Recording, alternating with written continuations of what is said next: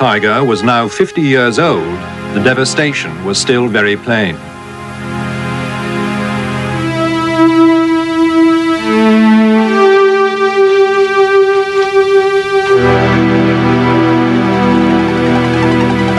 Again, there was the vile work of surveying and testing in the most impossible terrain, assaulted still by summer insects.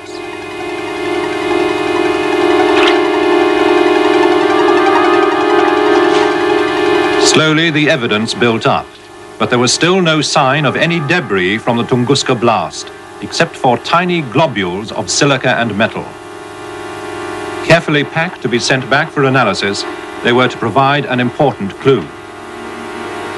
There were continuing echoes of a nuclear explosion. In the first place, it was clear that the Tunguska blast, like that at Hiroshima, had been an airburst.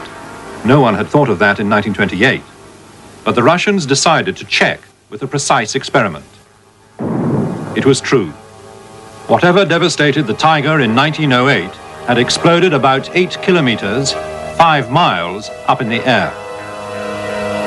Out in the forest, the researchers, returning every year now by plane and helicopter, and armed with sophisticated equipment, found extraordinary genetic effects. There seemed to be several mutated species of insects. And among the devastated skeletons of the trees, there were some which had survived. When these were felled, the tree rings showed a dramatic increase in growth after 1908. This effect had also appeared in Hiroshima. Whether or not this was due to nuclear radiation, the man who today leads the yearly expeditions to the Tiger, Nikolai Vasilyev, is certain there is what he calls electromagnetic chaos.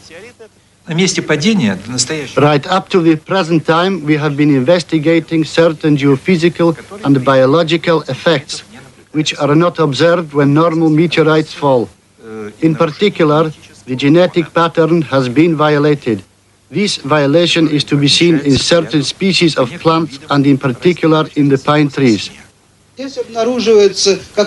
There is certainly some new type of radiation here. The explosion of a cosmic body seems to have produced this new type of radiation field on the ground at the center of the blast.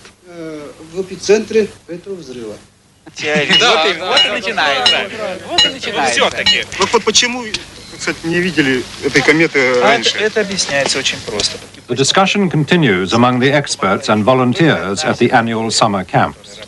It has become apparent that the little globules they have collected contain elements that could only have come from outer space. Slowly, many scientists have come round to a theory first proposed in the 30s by an Englishman, Frank Whipple, and dismissed then as far too fanciful. His theory was that for the only time in all our knowledge, the Earth had been struck by a comet.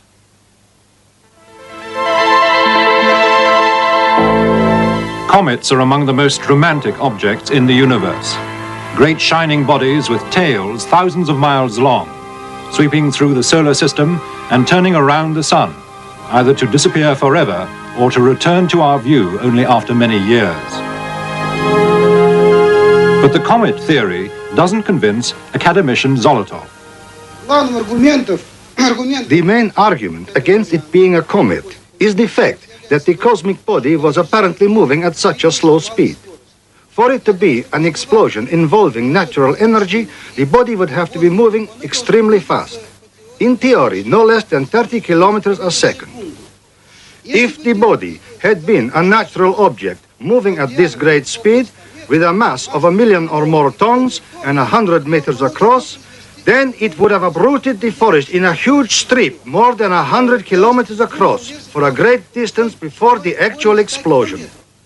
But Dr. Vasilyev and his colleague Professor Alexander Dolgov, who did the chemical analysis of the globules, feel the evidence now points most clearly to a comet. Проделав анализы вот с этими мельчайшими порциями газов, we got a large content of hydrogen, which is a typical cosmic element. Водорода, такого типичного космогенного элемента. Then we got quite large amounts of carbon dioxide, which in its frozen state seems to make up the heads of comets. We also got a certain quantity of hydrocarbons, probably methane. This too is very characteristic of the structure of the front part of comets. Now, comets are associated with meteor streams, the sort of rivers of meteorites which flow around the sun and intersect the Earth's orbit at regular intervals. Another day I was going through a book on comets and meteors, and I came across what I think is the solution to this particular mystery. There's a stream of meteors known as the Beta Taurids. They hit the Earth, this stream of meteors, every 30th of June, the same date as the Tunguska event. And I am pretty sure that the Tunguska explosion was something to do with the stream of meteorites, the Beta Taurids, every 30th of June. Inevitably, something like Tunguska will happen somewhere on the Earth. It could happen tomorrow, it could happen in the next 5 minutes. I would say it will certainly happen within the next 1,000 years.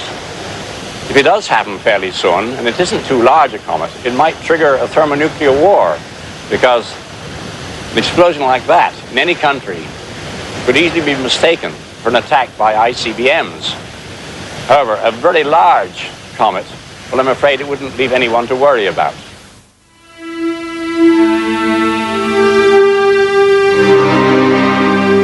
At the end of every summer now, Dr. Vasiliev and his team, with almost religious fervor, watch the dawn in that still remote region of the Tunguska explosion in Siberia.